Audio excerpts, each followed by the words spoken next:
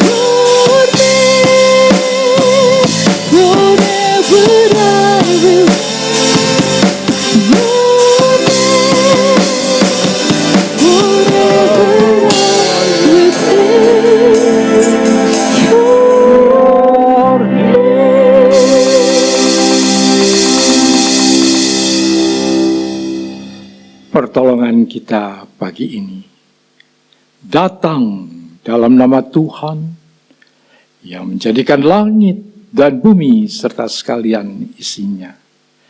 Ia yang memeliharakan kesetiaannya sampai selama-lamanya, dan ia tidak pernah meninggalkan kita perbuatan tangannya. Turunlah atas saudara semua kasih karunia dari Allah Bapa, damai sejahtera dari Yesus Kristus di dalam Roh Kudus.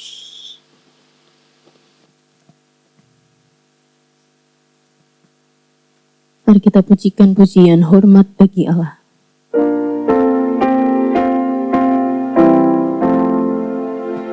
Hormat bagi Allah Bapa, hormat bagi anaknya, hormat bagi Roh penghibur ketiganya yang esa.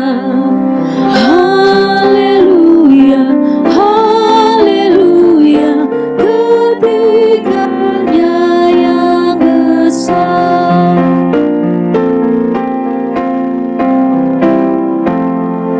Hormat bagi Raja Surga, Tuhan umat manusia. Hormat bagi Raja Salam di seluruh dunia. Haleluya, haleluya, di seluruh dunia.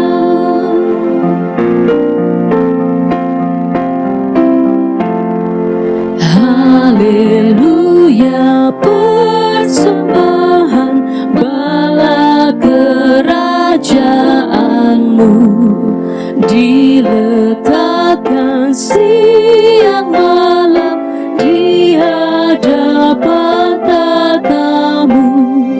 Haleluya, haleluya, di hadapan tatamu. Mari kita berdoa.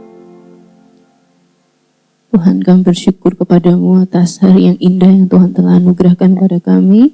Terima kasih atas nafas kehidupan, terima kasih atas penyertaan-Mu yang begitu sempurna dalam setiap hidup kami. Tuhan, pada pagi hari ini kami bersyukur kami bisa datang ke rumah Tuhan untuk beribadah. Di dalam keberdosaan kami, di dalam keterbatasan kami, Tuhan, Engkau masih mau menerima kami, Engkau masih mau memberkati kami, Engkau masih mau mengasihi kami satu persatu. Kami menyadari Tuhan bahwa kami tidak layak, tetapi Engkau melayakkan kami. Dan pada pagi hari ini, biarlah Tuhan mengampuni setiap dosa dan kesalahan yang telah kami perbuat di sepanjang pekan ini, sehingga puji-pujian kami boleh berkenan di hadapan-Mu, dan juga hidup kami juga boleh memuliakan Tuhan pada pagi ini. Kami serahkan ibadah kami dari pagi hingga, dari awal hingga akhirnya nanti, hanya ke dalam tangan Tuhan, di dalam nama Tuhan Yesus, haleluya, amin. Mari kita memuji Tuhan, karena Dialah kekuatan kita. Meskipun musuh di depan kita, rintangan menghadang langkah kita, kita tahu sungguh bahwa Tuhan bersama dengan kita.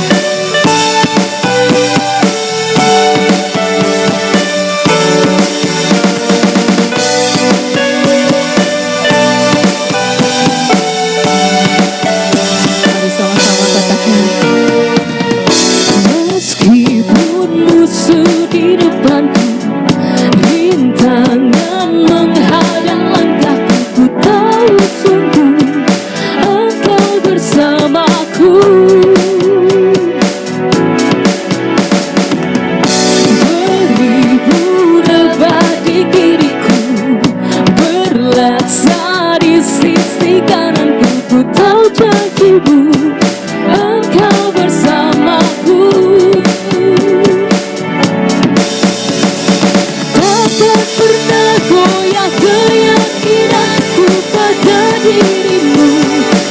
Yesus Tuhanku, tiada yang seperti dirimu. Kaulah kuatku, kebanggaanku, penyembahku dan keselamatanku.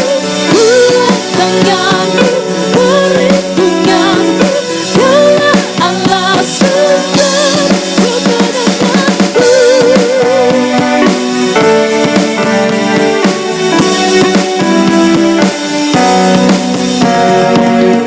Meskipun musuh di depanku, rintangan menghadang langkahku, ku tahu sungguh Engkau bersamaku.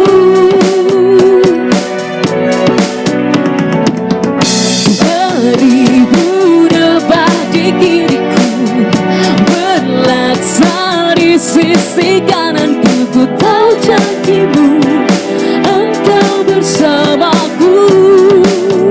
Takkan goyah keyakinan kami, takkan pernah goyah keyakinanku pada dirimu. Yesus Tuhanku, tiada yang seperti dirimu. Kaulah kuatku, kebanggaanku, penyembahku dan keselamatanku.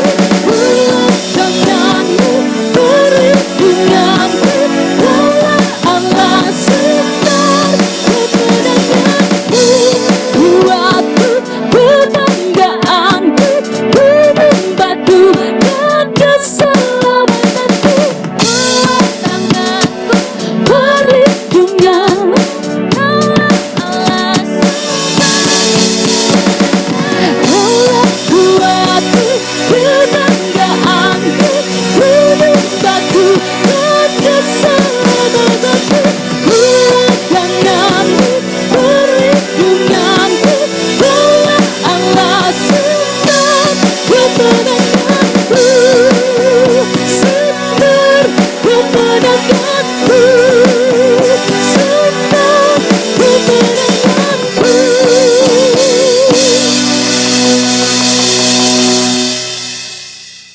Mari kita lanjutkan pujian kita dengan Tuhan kita berjalan.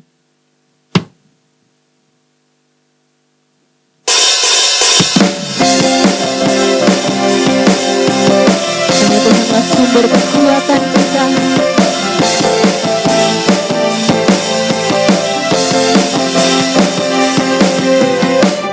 Tak pernah ku ragu akan kesetiaanmu. Kau pegang hidupku sepenuh jiwaku. Ku yakin dan percaya Kau tuntun langkahku. Yesus Kaulah Raja, Yesus Kaulah Raja dalam hidupku, berkuasa berjaya untuk selamanya. Hanya Kau Tuhan, sumber kekuatan, kuasa-Mu tercurah bagiku senantiasa. Denganmu Tuhan, ku kan berjalan dari kemuliaan sampai kemuliaan selamanya.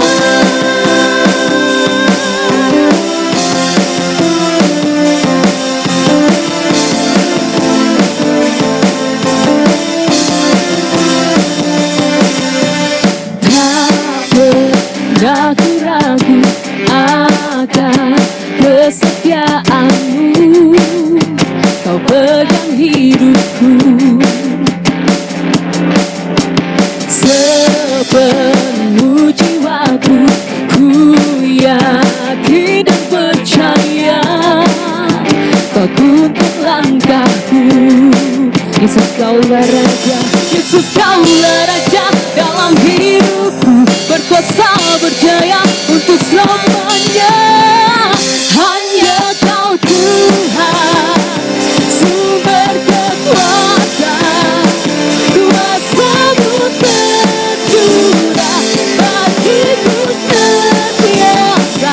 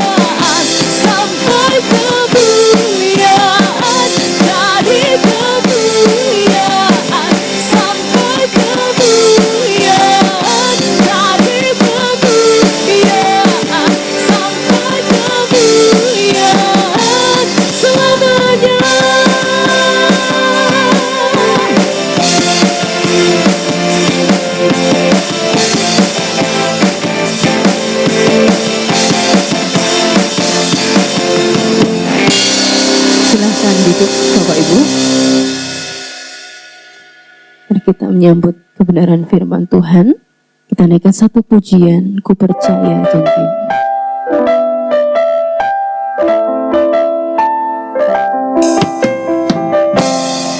Mari datang kepada Tuhan. Dialah penghiburan kita, sumber kekuatan saat ku hancur hati. Ku datang padamu, kau beri kekuatan dan penghiburan. Saat tak seorang pun dapat ku andalkan, kau yang memberi jalan, kau yang menuntunku. Saat tak mengerti dalam hidup ini, namun firman-Mu selalu menerangiku. Engkau yang buatku kuat lewati semua. Engkau pertolonganku, tempat harapanku. Tuhan, ku percaya janji-Mu dalam hidupku. Kau beri kemenangan, Tuhan. Kau selalu setia di dalam hidupku.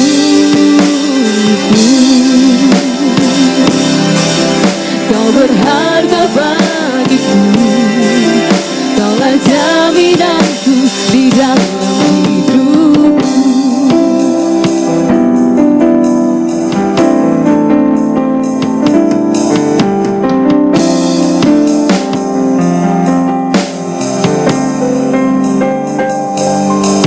Saat ku hancur hati, ku datang padamu. Kau berikan kekuatan dan beri penghiburan.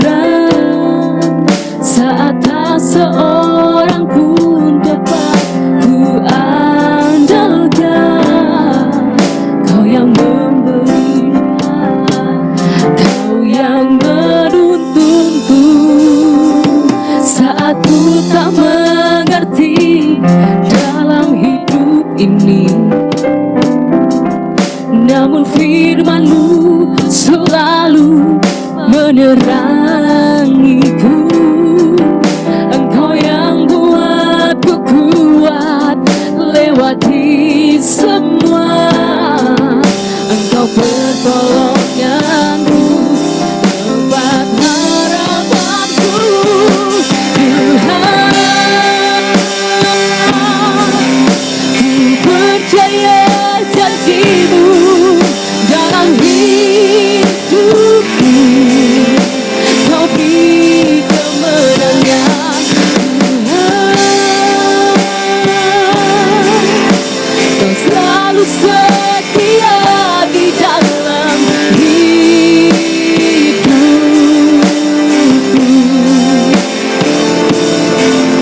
Kau berharga bagiku, Kaulah jaminanku hidupku.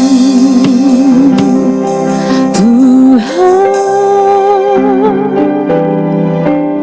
ku percaya janji-Mu dalam hidup. Kau beri kemenangan, Tuhan. Kau selalu setia di dalam hidupku. Kau berharga bagiku, Kaulah jaminanku, Tuhan. Ku percaya janji-Mu dalam hidupku. Kau beri kemenangan, Tuhan. Kau selalu setia di dalam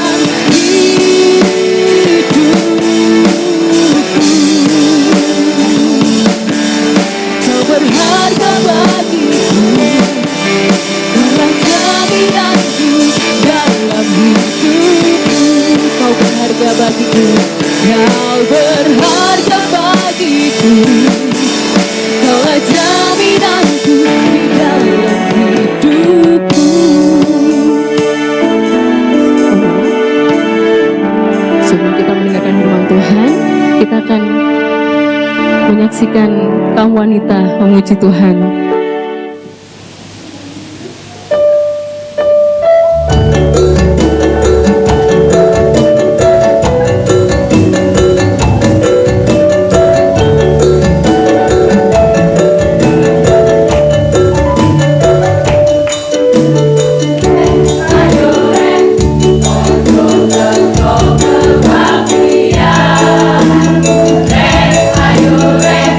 Rame-rame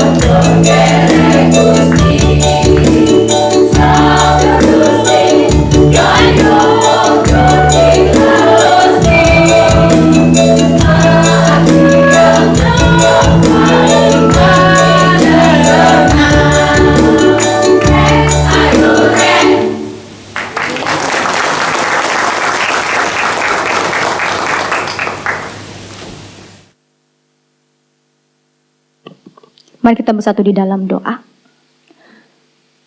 Ialah kami yang bertata dalam kerajaan sorga yang mulia. Kami boleh ada sampai detik ini sebab karena anugerah Tuhan. Kami boleh hidup sampai saat ini itu karena kebaikan, kemurahan Tuhan di dalam hidup kami.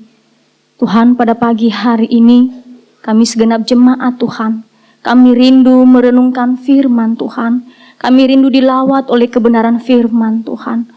Oleh sebab itu Tuhan, berbicaralah kepada kami, sehingga kami boleh mengetahui apa yang menjadi isi hati Tuhan dalam hidup kami, bahkan kami dapat menerapkannya di dalam hari-hari kami. Tuhan, kami serahkan waktu ini ke dalam tangan kuasa-Mu, kiranya Tuhan memberkati, sehingga Bapa penyampaian firman Tuhan dapat tersampaikan dengan jelas kepada Tuhan, kepada jemaat Tuhan. Sehingga ya Bapa, firman Tuhan yang kami dengarkan tidak berlalu begitu saja, tetapi boleh senantiasa mengubahkan hidup kami, menghibur kami, dan menguatkan iman kami. Terima kasih ya Tuhan, kami serahkan jam pemberitaan firman Tuhan ke dalam tangan kuasa-Mu. Dalam nama Tuhan Yesus kami berdoa. Amin. Salam, selamat pagi Bapak Ibu. Sebelum saya menyampaikan firman Tuhan, saya rindu jemaat Tuhan memberikan senyum yang paling manis kepada saudara sebelah kiri dan sebelah kanan, depan dan belakang, supaya ada rasa persaudaraan di antara kita ya.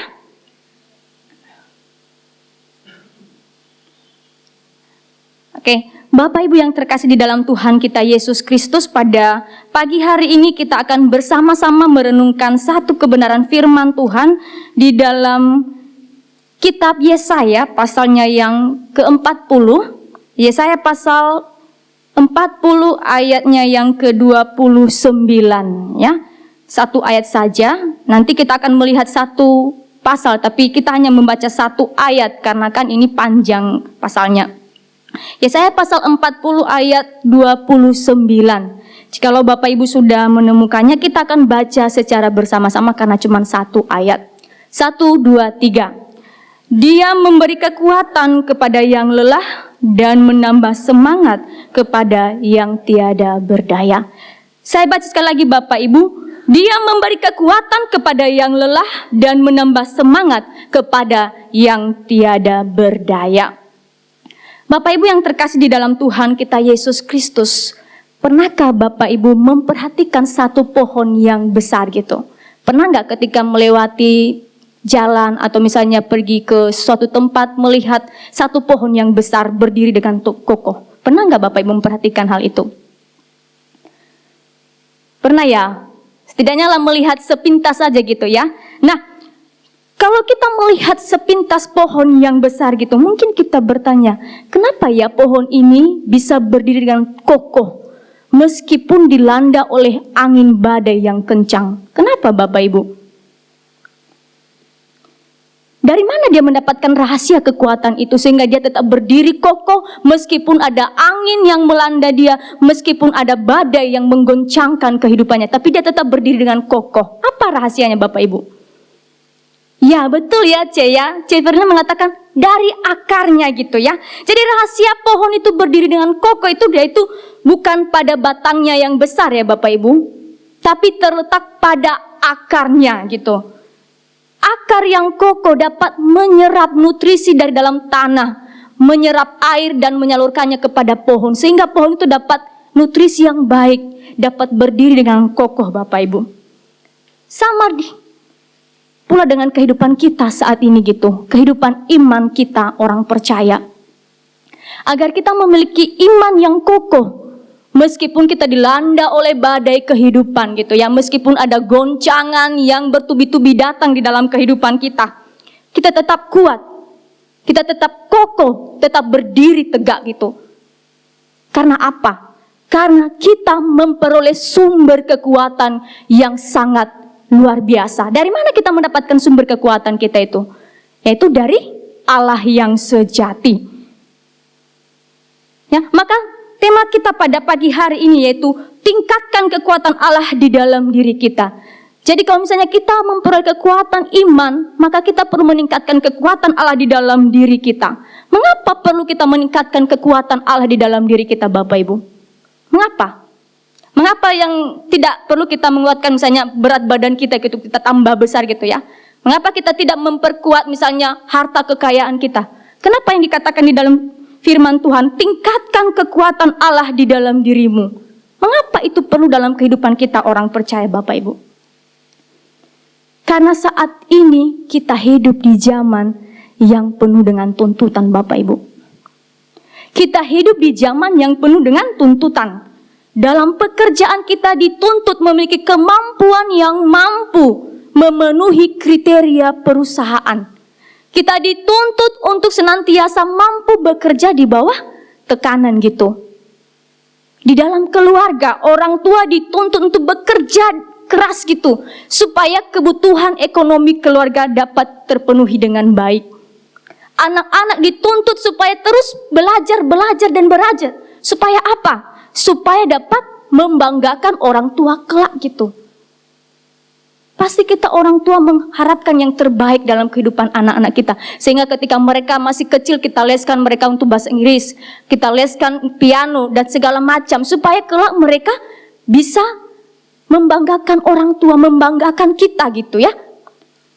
Di dalam pelayanan Bapak Ibu, kita dituntut untuk senantiasa tetap setia melayani meskipun kondisi kita sedang tidak baik-baik saja.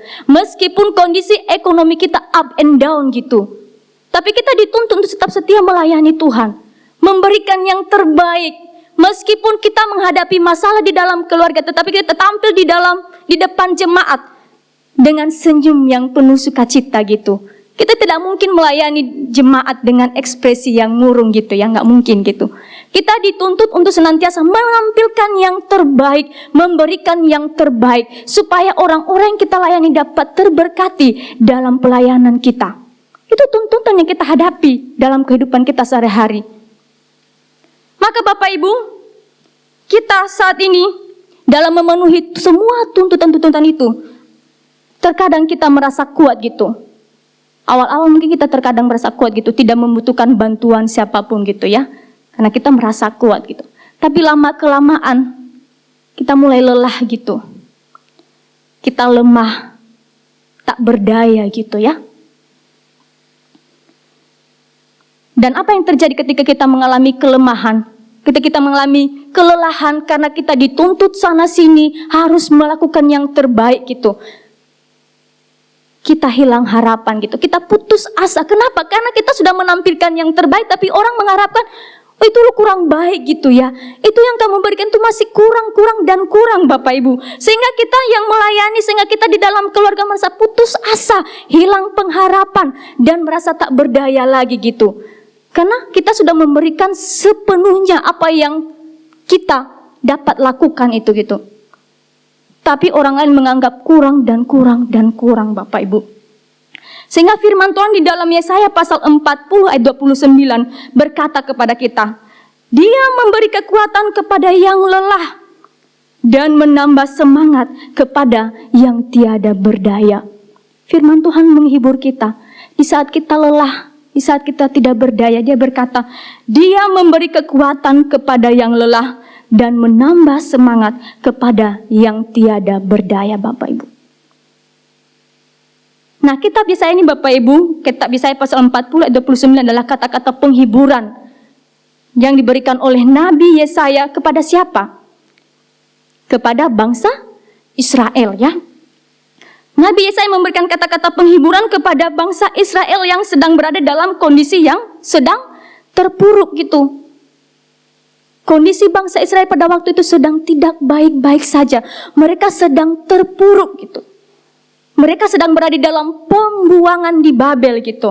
Maka untuk memahami Yesaya pasal 40 ayat 29 dengan benar nih Bapak Ibu, kita perlu melihat seperti apa kondisi sejarah bangsa Israel pada waktu itu. Seperti apa kondisi psikologis mereka. Seperti apa kondisi rohani mereka pada waktu itu. Maka yang pertama Bapak Ibu, kita akan melihat kondisi sejarah bangsa Israel di dalam kitab Yesaya pasal 40 ayatnya yang ke-29.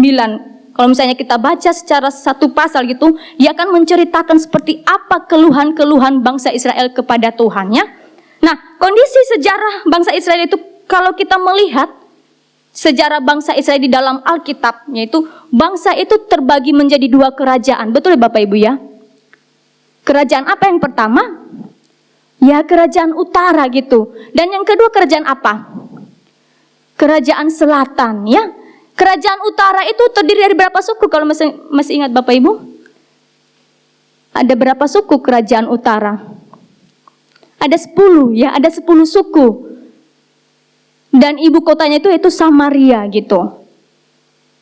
Kalau kerajaan selatan ada 2 suku, yaitu Yehuda dan suku Benyamin. Nah, yang kita baca di dalam Yesaya pasal 40 ini berbicara tentang kerajaan Yehuda. Kerajaan Yehuda itu kerajaan selatan, di mana kerajaan Yehuda dikalahkan oleh kerajaan Babel pada saat itu, yang di bawah pimpinan Raja Nebukadnezar. Kerajaan Babel datang ke Yerusalem, memporak-porandakan Yerusalem, menghancurkan kota suci Yerusalem. Bahkan bait suci yang dibangun oleh Salomo diruntuhkan. Dan seperti apa kondisi kota Yerusalem pada waktu itu dan kondisi bangsa Israel pada waktu itu? Yaitu bangsa Israel secara khusus kerajaan selatan kehilangan tanah airnya Bapak Ibu. Mereka kehilangan tanah airnya karena sudah dihancurkan oleh kerajaan Babel. Apalagi yang mereka alami, yaitu bait Allah sebagai pusat ibadah bangsa Israel hancur, roboh, runtuh, seolah-olah harapan bangsa Israel hilang gitu Bapak Ibu ya. Mereka kehilangan kekuatan mereka kehilangan tanah air mereka kehilangan kepercayaan diri mereka sendiri. Dan yang terjadi berikutnya adalah banyak orang dibawa menjadi tawanan ke Babel. Orang-orang Israel di kerajaan Yehuda itu dibawa ke Babel menjadi tawanan di sana Bapak Ibu. Dan apa yang terjadi? Mereka hidup sebagai bangsa yang asing, ditindas, mereka mengalami penderitaan yang sangat dahsyat. Mereka tidak mengalami kenyamanan hidup di tanah pembuangan Bapak Ibu. Dan kalau kita pikirkan mengapa hal ini terjadi kepada bangsa Yehuda, kepada bangsa Israel yang di kerajaan selatan? Kenapa hal ini terjadi Bapak Ibu? Di dalam Yesaya pasal 3 kalau kita baca pasal sebelumnya Bapak Ibu, di dalam Yesaya pasal 3 ayat 2 menjelaskan kepada kita bahwa itu terjadi sebagai hukuman yang diberikan Allah kepada bangsa Israel. Karena apa? Karena mereka telah berbuat dosa. Mereka menentang Tuhan, mereka melakukan dosa secara terbuka. Apa itu artinya dosa secara terbuka Bapak Ibu? Mereka tidak sungkan lagi melakukan dosa di hadapan Tuhan. Mereka melakukan dosa secara terang-terangan Bapak Ibu. Mereka tidak memiliki rasa takut. Mereka tidak memiliki rasa sungkan lagi. Mereka tidak memiliki rasa hormat di hadapan Tuhan. Mereka berbuat dosa sesuka hati mereka. Dan kalau misalnya kita baca Yesaya pasal 1 sampai pasal berikutnya, di sana dijelaskan apa aja dosa yang dilakukan oleh bangsa Israel di hadapan Tuhan. Itu yang pertama Bapak Ibu, menyembah patung dan dewa bangsa lain. Mereka menyembah patung dan dewa bangsa lain. Yang kedua Bapak Ibu, apa dosa yang mereka lakukan? Mengorbankan persembahan kepada berhala. Dalam arti, mereka sudah menggantikan posisi Allah dengan menyembah berhala Bapak Ibu. Dan yang ketiga Bapak Ibu, bangsa Yehuda hidup dalam kemewahan dan kesombongan. Mereka sudah mulai hidup dalam kemewahan. Mereka sudah mulai hidup di dalam kesombongan gitu. Karena mereka sudah jauh dari hadapan Tuhan. Dan berikutnya dosa yang mereka lakukan adalah para pemimpinnya sendiri. Para pemimpin bangsa Yehuda, apa yang mereka lakukan? Mereka menindas rakyat kecil. Mereka merebut hak orang miskin. Bayangkan ya kalau misalnya terjadi di negara kita hal itu. Udah miskin, ditindas lagi, hak kita direbut dan gak diberikan hak kita. Pasti menderita banget rakyatnya itu ya. Itu yang dilakukan oleh para pemimpin bangsa Yehuda pada waktu itu. Mereka menindas rakyat kecil dan merampas hak orang miskin. Dan yang lebih parah dosa yang mereka lakukan Bapak Ibu, mereka tidak lagi membedakan kebenaran dan kejahatan. Kejahatan mereka anggap benar dan kebenaran mereka anggap kejahatan. Itu sesuatu hal yang keji di hadapan Tuhan, Bapak Ibu. Nah, karena dosa-dosa inilah Allah menghukum mereka dengan mengizinkan kerajaan Babel menghancurkan Yerusalem dan membawa bangsa Yehuda ke dalam pembuangan gitu, Bapak Ibu. Kalau kita pikir-pikir secara sepintas, sepertinya Allah ini kejam ya Bapak Ibu ya. Benar ya Bapak Ibu? Kalau kita pikir secara sepintas, Allah ini kejam ya. Kenapa tidak diberikan pengampunan kepada bangsa Israel gitu? Ya? Namun dari tindakan Allah menghukum bangsa Israel, menunjukkan kepada kita bahwa Allah itu adalah adil sekaligus kasih dan pengampunan gitu. Keadilan itu ada bagi mereka yang berbuat dosa, sekaligus Dia memberikan kasih dan pengampunan. Kita mengetahui Bapak Ibu bahwa Allah itu adalah adil ya. Allah itu kudus. Jadi Dia tidak mentolerir yang namanya dosa ya. Dosa tetap dosa gitu. Tidak ada yang namanya dosa putih, dosa hitam gitu ya, nggak ada gitu ya. Karena Dia adalah kudus dan Dia adalah adil, maka setiap kita orang yang berdosa, Dia hukum gitu. Jadi kalau kita berdosa, maka konsekuensinya ada gitu Bapak Ibu ya. Contoh sederhana Bapak Ibu, ketika melihat anak kecil gitu, atau misalnya anak Bapak Ibu kedapatan berbohong, apa yang Bapak Ibu lakukan gitu? Ketika kedapatan anak Bapak Ibu berbohong, apakah Bapak Ibu diam-diam saja gitu? Dah itu, biarkan aja dia berbohong gitu. Nggak mungkin kan Bapak Ibu? Ketika kita melihat atau sebagai orang tua kedapatan melihat anaknya berbohong, apa yang dilakukan oleh orang tua tersebut Bapak Ibu? Ketika seorang anak kedapatan berbohong, maka orang tua bertindak secara langsung. Dia menegur dan mendisiplinkan anak tersebut gitu. Saya teringat Bapak Ibu waktu saya masih kecil ya gitu ya. Saya waktu itu masih sekitaran umur 6-7 tahun gitu ya. Saya pernah mengucapkan satu kata kotor kepada kakak saya gitu. Kemudian kakak saya tidak terima gitu. Dia melaporkan hal itu kepada papa saya gitu. Dan apa yang dilakukan oleh papa saya kepada saya? Dia panggil saya, sini dengan ekspresi marah gitu ya. Udah mata melotot gitu, marah. Dia panggil, sini. Saya gemetar gitu. Saya nggak tahu gitu, karena kan kakak saya tidak memberitahukan kepada saya kalau dia sudah melaporkan kepada papa saya gitu. Dia panggil saya sini. Tanpa basa-basi, tanpa ditanya, dia jewer telinga saya Bapak Ibu. Dia jewer, kemudian dia suruh saya untuk berdiri dengan angkat satu kaki gitu. Dan itu selama 30 menit. Setelah saya menyelesaikan hukuman saya, baru papa saya menjelaskan, kenapa kamu dihukum? Karena kamu telah berkata kotor kepada kakakmu. Saya waktu itu merasa sedih, paling sedih gitu Bapak Ibu. Karena kan saya dihukum gitu. Tapi apakah bapak saya kejam? Tidak kan Bapak Ibu? Apakah bapak saya membenci saya? Tidak gitu. Bapak saya itu mendisiplinkan saya supaya apa? Supaya saya tahu apa yang saya lakukan itu adalah salah Bapak Ibu. Dia tidak membenci saya, tetapi dia mengasihi saya dengan cara apa? Dia mengajarkan saya supaya saya itu tahu mana yang benar, mana yang salah gitu. Supaya saya mengetahui bahwa apa yang saya lakukan itu tidak baik gitu. Adalah sesuatu hal yang jahat. Demikian juga dengan Allah. Karena Allah adalah adil, Ia tidak membiarkan dosa begitu saja Bapak Ibu ya. Tetapi Ia menghukum bukan karena Ia kejam, melainkan supaya manusia menyadari dosa dan kembali kepadanya. Itulah mengapa Tuhan mengizinkan kerajaan Babel menghancurkan Yerusalem dan bangsa Israel dibawa di dalam pembuangan. Supaya apa? Supaya bangsa Israel menyadari dosanya dan kembali kepada siapa? Kepada Allah. Jadi hukuman yang diberikan oleh Allah kepada bangsa Israel bukan karena Allah kejam ya Bapak Ibu, bukan ya. Tapi karena Allah adalah adil. Sekaligus Dia mendidik umatnya supaya hidup kudus di hadapannya. Hukuman yang Allah berikan bersifat mendidik, bukan menghancurkan Bapak Ibu. Jadi orang tua kalau misalnya menghukum anaknya, itu bukan menghancurkan anak-anak Bapak Ibu, tetapi mendidik supaya menjadi lebih baik. Namun pertanyaan Bapak Ibu, kok Tuhan tidak menyediakan pengampunan bagi bangsa Israel di dalam ayat ini gitu? Bukankah Dia adalah Allah yang Maha Pengampun? Kenapa Dia tidak menyediakan pengampunan bagi bangsa Israel? Nah, di dalam kitab Yesaya ini Bapak Ibu, kita mengetahui berkali-kali Allah mengingatkan umatnya melalui nabi-nabinya, melalui para hambanya.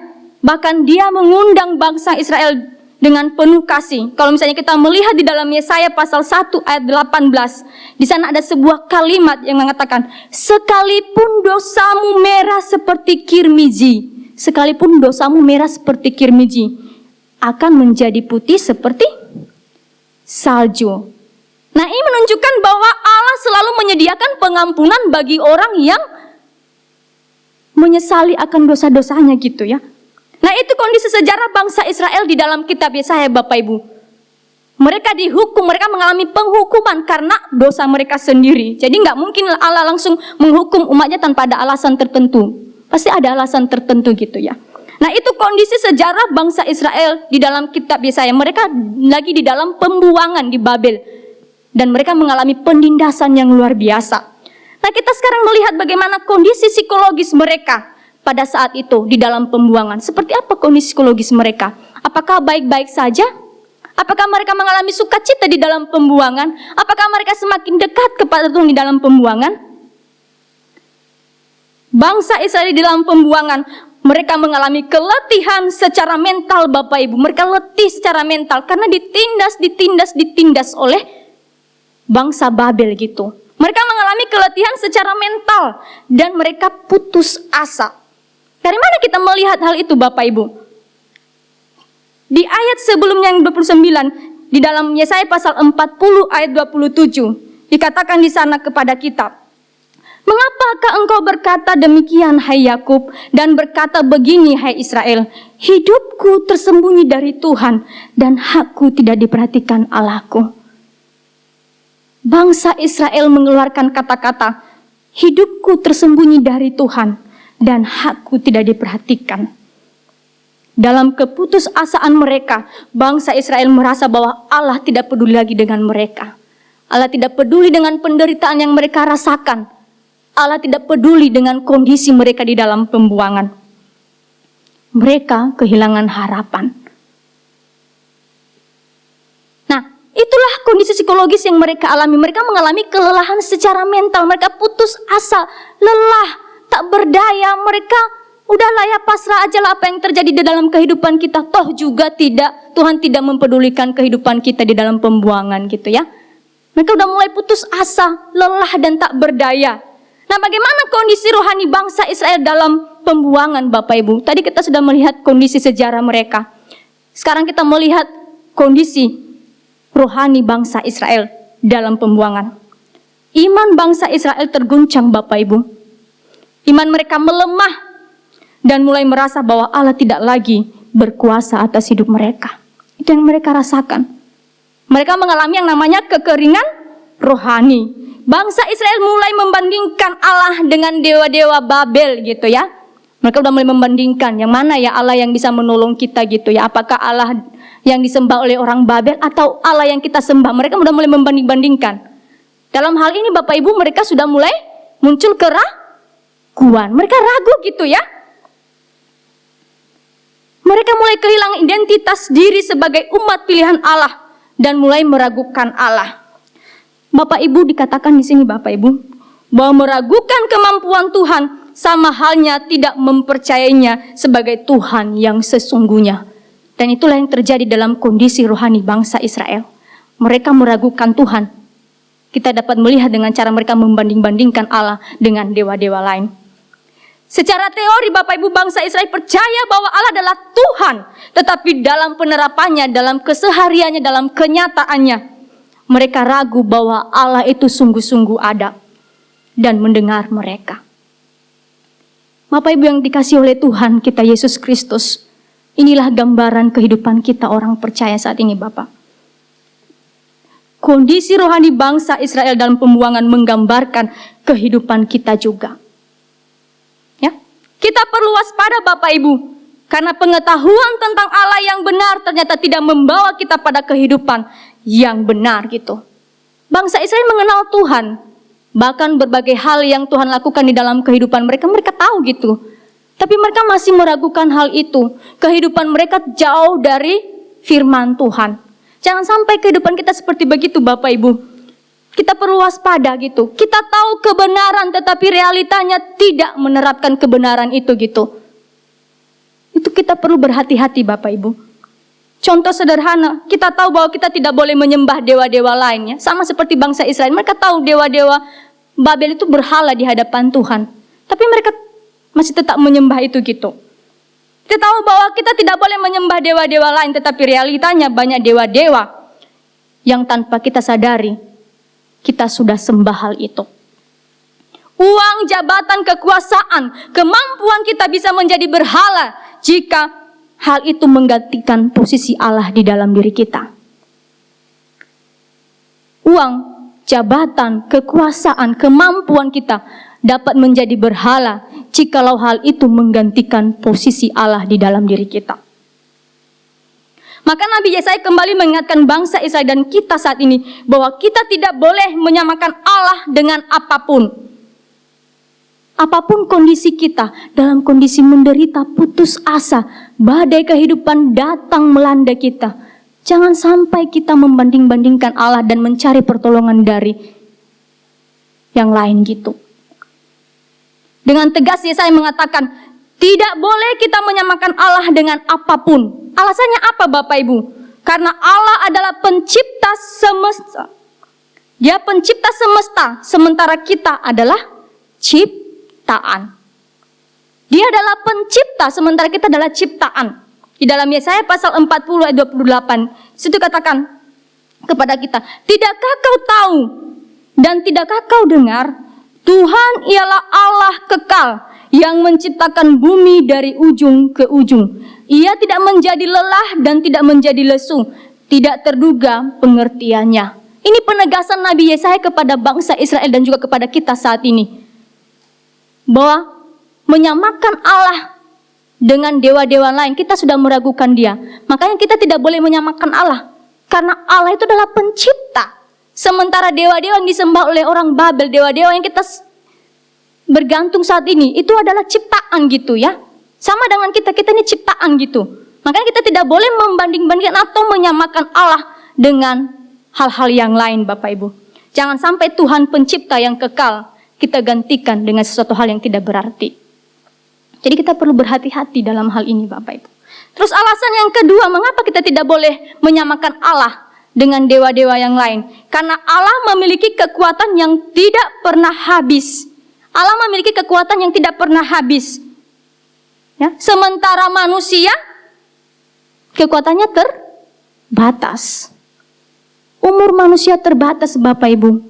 Kekuatan fisik manusia terbatas. Paling lah ya, kalau misalnya kita masih kuat, mungkin umur 80 masih kuat gitu. Sudah lewat dari itu kita sudah lelah. Kita berjalan dituntun oleh orang gitu. Kita berjalan 1 kilo aja sudah ngos-ngosan gitu. Itu tandanya bahwa kita memiliki kekuatan yang terbatas gitu. Sementara Allah memiliki kekuatan yang tidak pernah terbatas. Makanya kita tidak boleh menyamakan Allah dengan hal-hal yang lain. Kekuatan manusia itu seperti baterai Bapak Ibu. Kalau misalnya Bapak Ibu punya HP, jadi kekuatan manusia itu seperti baterai gitu. Ketika HP kita baterainya lowbat gitu, maka tidak dapat berfungsi dengan baik gitu. Supaya baterai kita itu penuh, apa yang harus kita lakukan Bapak Ibu? Kita mengisikan. Supaya apa? Supaya daya baterainya itu penuh dan dapat berfungsi kembali gitu. Sama halnya dengan kehidupan kita. Kita memberi tenaga, perhatian dan waktu kepada banyak hal. Di dalam keluarga kita, kita memberikan perhatian yang full. Dalam pekerjaan kita, kita memberikan tenaga yang banyak gitu. Di dalam pelayanan kita, kita memberikan tenaga yang banyak. Kita lelah menghadapi semuanya itu Bapak Ibu. Belum lagi kalau misalnya kita mengalami sakit penyakit yang luar biasa. Kita mengalami kelelahan. Kita lelah menghadapi penyakit yang tak kunjung sembuh. Kita lelah menghadapi pekerjaan yang terlalu banyak tuntutannya gitu. Kita lelah menghadapi masalah keluarga. Nggak mungkin di dalam keluarga tuh nggak ada masalahnya. Pasti ada, tapi beda-beda gitu ya. Terkadang kita lelah. Tuhan, kenapa sih tak kunjung reda sih masalahnya ini? Tuhan, kenapa sih penyakit ini nggak sembuh-sembuh Tuhan? Yang satu sembuh, yang satu datang lagi gitu. Tuhan, kenapa sih seperti ini? Saya sudah memberikan yang terbaik di dalam pelayanan, tapi orang lain menganggap kurang Tuhan. Kita mulai bertanya-tanya gitu ya. Oleh karena itu Bapak Ibu, kita butuh kekuatan yang tidak terbatas itu. Kita sebagai manusia terbatas. Terkadang kita merasa lelah, terkadang kita merasa capek gitu ya. Capek dikatakan ini kurang. Di dalam keluarga kita sudah full perhatian, tapi anak-anak kurang, kenapa seperti begini, nggak dihargai gitu. Di dalam pekerjaan kita sudah memberikan yang terbaik, tetapi masih dipandang kurang baik gitu. Kita lelah secara mental seperti bangsa Israel. Ya. Kondisi rohani kita semakin lama semakin terpuruk. Oleh karena itu Bapak Ibu, kita butuh kekuatan yang tidak pernah terbatas. Kekuatan sejati untuk menolong kita menghadapi setiap problema kehidupan kita. Dan dari mana kita memperoleh kekuatan yang sejati itu Bapak Ibu? Di dalam Yesaya pasal 40 ayat 29, Nabi Yesaya kembali mengingatkan kita bahwa Dia memberi kekuatan kepada yang lelah dan menambah semangat kepada yang tiada berdaya. Dia siapa di sini? Yaitu Allah ya. Dia memberi kekuatan kepada yang lelah dan menambah semangat kepada yang tiada berdaya Bapak Ibu. Bagaimana cara kita mengalami kekuatan Allah? Supaya kekuatan kita tetap kuat, meskipun kita digoncang sana sini, meskipun kita melakukan berbagai tugas dan tanggung jawab, meskipun di dalam keluarga kita menghadapi berbagai masalah-masalah. Bagaimana cara kita mengalami kekuatan itu? Yaitu dengan cara terhubung kepada sumber kekuatan itu sendiri Bapak Ibu. Kita terhubung kepada sumber kekuatan itu sendiri. Kita mengaku di hadapan Tuhan, Tuhan, aku ini manusia ciptaan Tuhan yang terbatas. Kalau saya terlepas dari sumber kekuatan itu, maka kita akan mati Bapak Ibu. Maka marilah kita terus terhubung kepada sumber kekuatan itu sendiri, itu kepada Allah. Melalui apa Bapak Ibu? Melalui doa dan perenungan firman Tuhan. Jadi kita tak henti-hentinya berdoa, merenungkan firman Tuhan. Kita berdoa sebelum tidur, berdoa setelah bangun, berdoa ketika kita sampai di tempat pekerjaan. Tak henti-hentinya kita berdoa gitu. Terus yang kedua, bagaimana cara kita mengalami kekuatan Allah itu di dalam diri kita? Yaitu dengan mengakui kelemahan diri kita Bapak Ibu.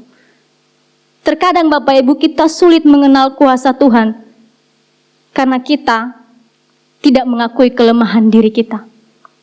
Kita bersifat arogan, kita sombong gitu ya. Seperti bangsa Israel.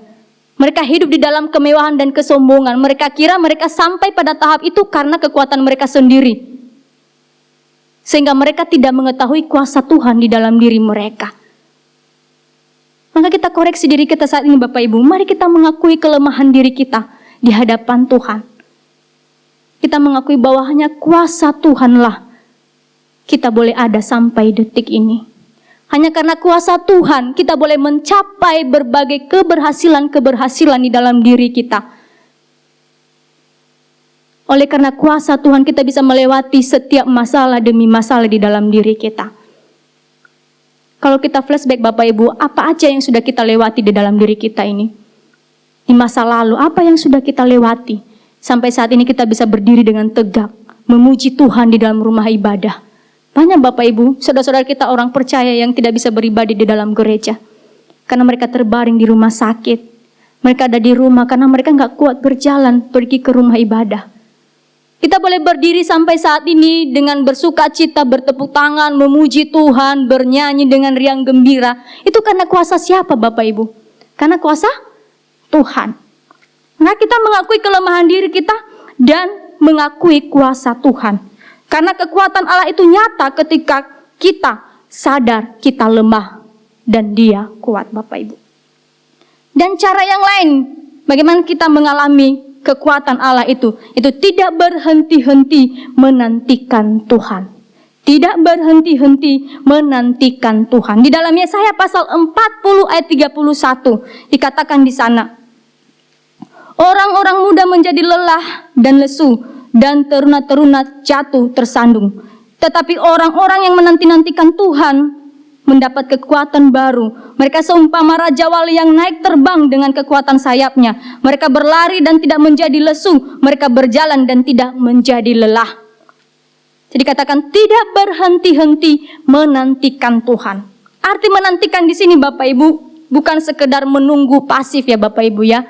Udahlah, saya nggak kerja dan nanti datang aja berkat Tuhan dari atas cing langsung turun ke bawah gitu ya. Dahlah saya nggak perlu baca firman Tuhan tuh nanti Roh Kudus berbisik di telinga saya itu dan saya dapat pengilhaman gitu. Enggak ya, menanti-nantikan di sini artinya bukan menunggu secara pasif Bapak Ibu, tetapi memiliki makna yang lebih dalam, yaitu percaya baik melalui mulut maupun pikiran hati kita mengakui bahwa Tuhan itu berkuasa, berharap baik itu dalam kondisi baik-baik saja maupun dalam kondisi tidak baik-baik saja. Kita terus berharap kepada Tuhan dan bersandar sepenuhnya kepada Allah. Ya, itu artinya menanti-nantikan Tuhan, bukan sekedar secara pasif, tetapi kita percaya sepenuhnya, berharap dan bersandar pada kekuatan Allah yang sejati. Kemudian Bapak Ibu, buah yang dihasilkan ketika kita mengalami kekuatan Allah. Apa buah yang kita hasilkan ketika kita memiliki kekuatan Allah? Yaitu kita sabar dalam penderitaan. Kita sabar dalam penderitaan Bapak Ibu. Jadi kalau misalnya kita mengalami kekuatan Allah itu, maka kelihatan dari buahnya. Kita sabar, tidak mudah marah-marah Bapak Ibu ya. Sabar, tabah Tuhan. Hari ini mungkin saya kesusahan, kesulitan ekonomi, tapi saya percaya Tuhan, ke depan Tuhan akan memperbaiki ekonomi saya. Itu, ya, kita sabar dalam penderitaan, dalam arti tidak mudah menyerah atau putus asa Bapak Ibu. Terus buah yang kedua itu kita memiliki semangat baru dalam melayani Tuhan. Kita memiliki semangat baru di dalam melayani Tuhan. Jadi kalau misalnya kita melayani, terus ada komentar mengatakan, kok pelayananmu jelek banget ya? Kita nggak putus asa, kita malah semakin semangat, kita memperbaiki diri, memperbaiki dan memperbaiki. Kata-kata itu menjadi motivasi bagi kita untuk memperbaiki diri kita. Bukan malah sebaliknya kita kendor, udah kita nggak nongol lagi dalam pelayanan, kita nggak datang lagi beribadah karena kita udah mendapatkan kata-kata yang tidak baik dari orang lain. Yang ketiga, orang lain melihat kuasa Allah nyata dalam diri kita. Jadi ketika kita mengalami kekuatan Allah itu, orang lain boleh melihat kuasa Allah dalam diri kita. Oh ya, orang ini loh kekurangan, tapi kenapa dia masih bisa memberi gitu ya?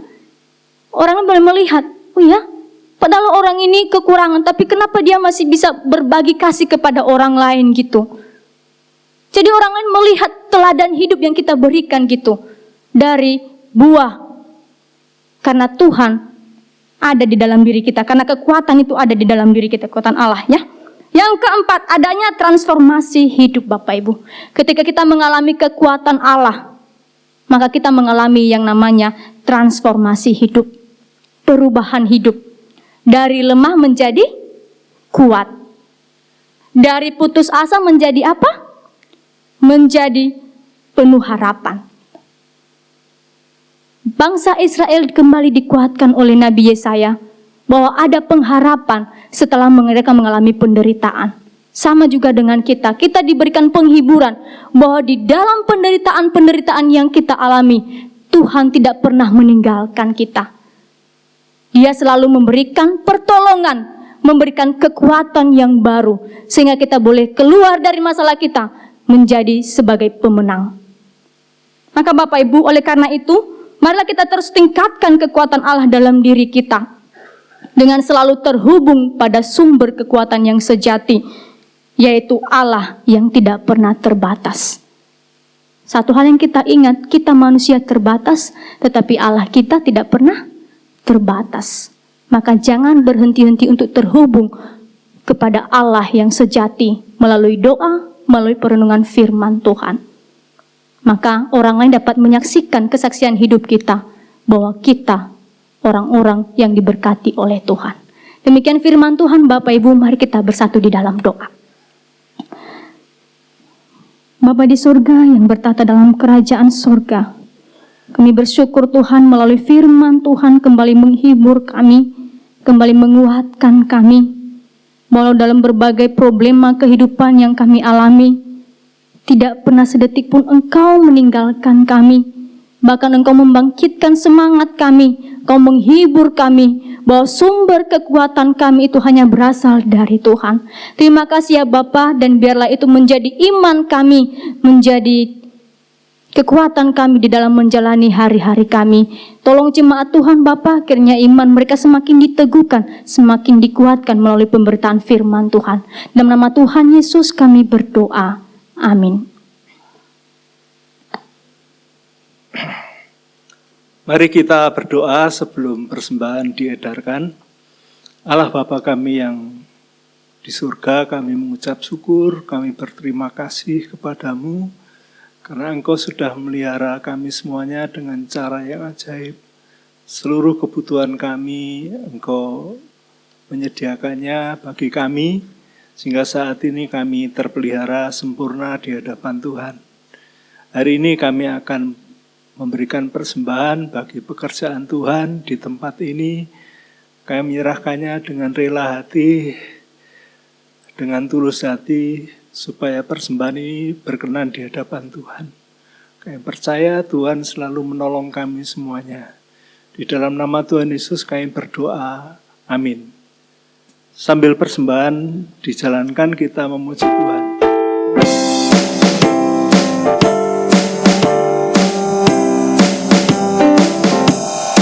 Kasih-Nya seperti sungai, kasih-Nya seperti sungai, kasih-Nya seperti sungai di hatiku,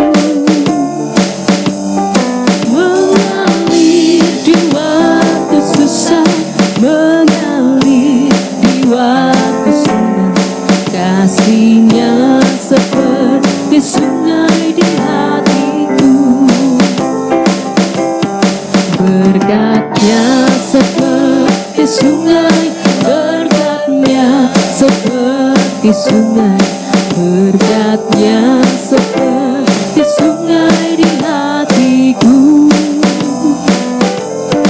mengalir di waktu susah, mengalir di waktu senang. Berkat-Nya seperti sungai di hatiku, kuasa-Nya seperti sungai, kuasa-Nya seperti sungai, kuasa-Nya seperti sungai di hatiku, mengalir di waktu susah, mengalir di waktu senang.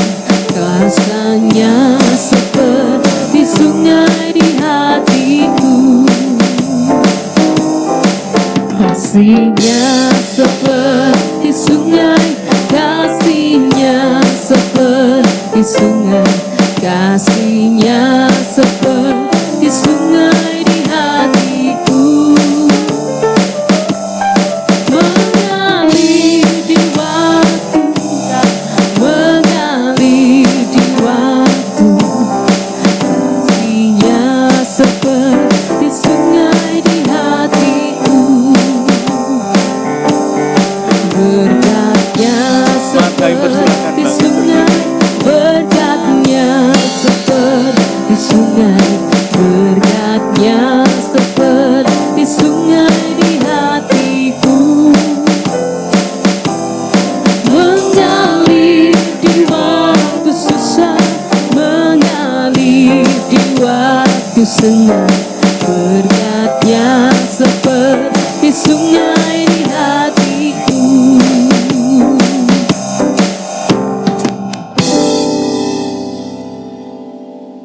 Terima kasih ya Tuhan, Allah Bapa kami yang di surga.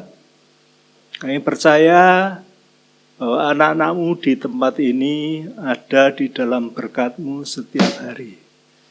Kami hidup dari berkat-Mu Tuhan. Kami tahu berkat-Mu itu mengalir seperti sungai setiap hari di dalam hidup kami. Tidak berkesudahan berkat itu mengalir, karena Engkau yang memiliki alam semesta ini.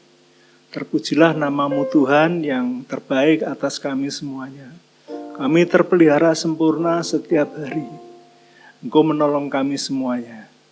Pada kesempatan hari ini Tuhan, kami menyerahkan seluruh jemaat Gereja Isa Al-Masih dan pos-pos PI di Jawa Timur yang dinaunginya kepada Tuhan.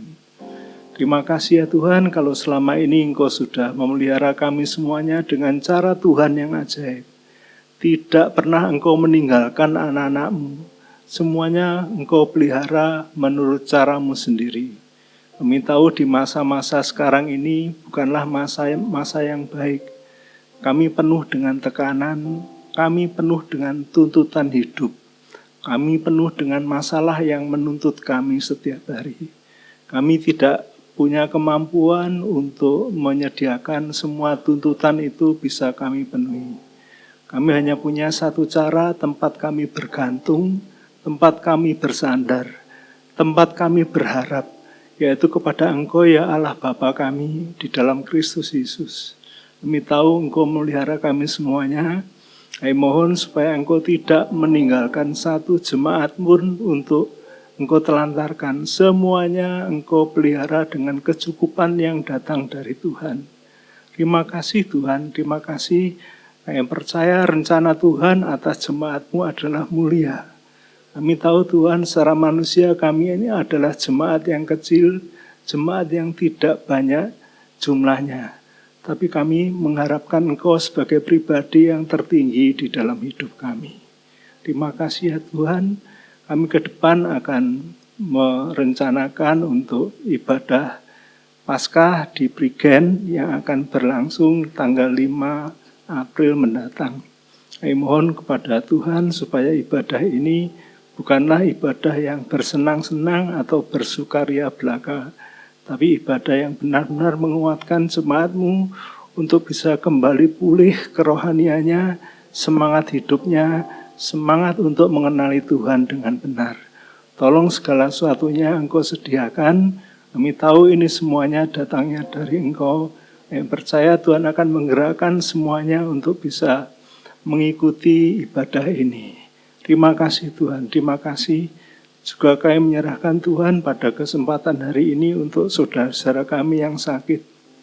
Saudara-saudara kami yang sudah bergumul begitu lama dengan kesakitannya, dengan kelemahan tubuhnya, atau dengan pergumulan hidupnya yang tidak kunjung usai. Kami mohon Engkau menolong Tuhan, Engkau membela anak-anak-Mu ini, menguatkan imannya, memberikan kekuatan yang baru, supaya tetap mengarahkan percayanya kepada Tuhan. Terima kasih pembelaan-Mu atas jemaat-Mu sempurna Tuhan. Kami tahu Engkau pribadi yang maha sanggup, kesanggupan Tuhan tak terbatas.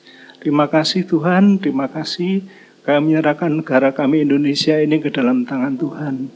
Di masa sekarang yang masih musim hujan, tapi di beberapa daerah yang tidak kunjung hujan.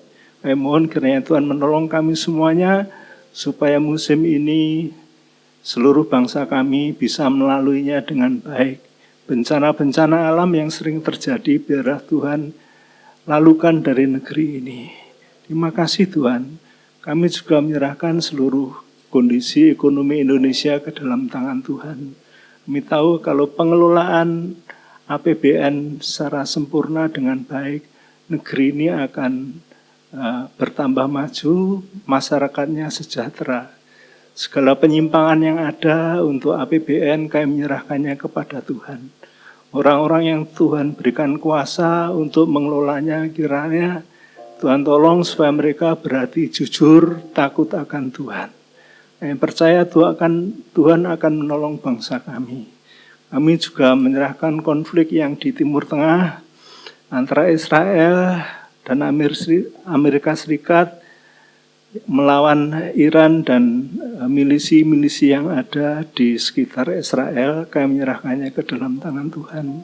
Kami tahu ada rencana Tuhan yang hebat atas Timur Tengah, supaya di Timur Tengah mereka yang semula mengenal Kristus, tahu Kristus, tapi mereka menolaknya. Kiranya nama Kristus boleh dipermuliakan melalui konflik ini, Tuhan. Dampak besar atas konflik ini adalah, yang utama adalah masalah energi, masalah BBM. Kiranya Tuhan tolong supaya masalah ini bisa terselesaikan dengan baik, sehingga bangsa-bangsa di muka bumi boleh kembali menjalani hidupnya dengan baik. Terima kasih Tuhan, terima kasih. Kami menyerahkan doa kami ini kepada Engkau yang sudah menolong kami semuanya. Di dalam nama Tuhan Yesus kami berdoa dan bersyukur. Haleluya.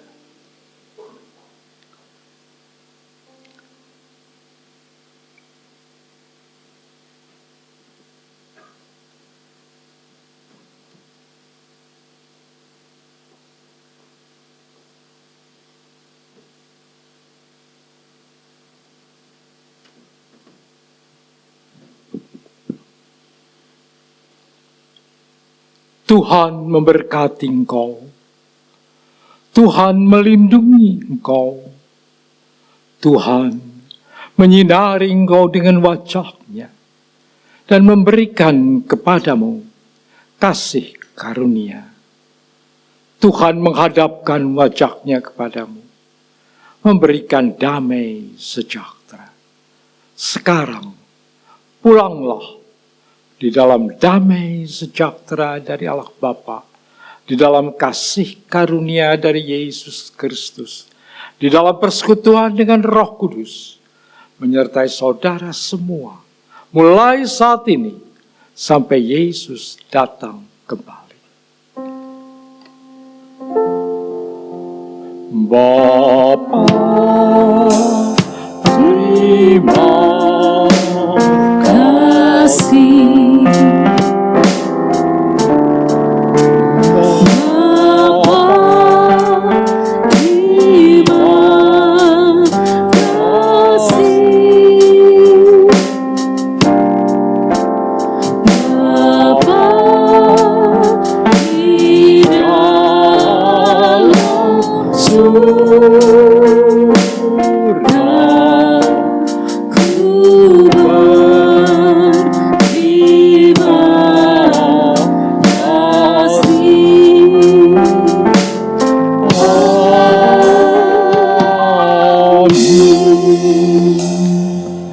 Silakan duduk dan doa teduh.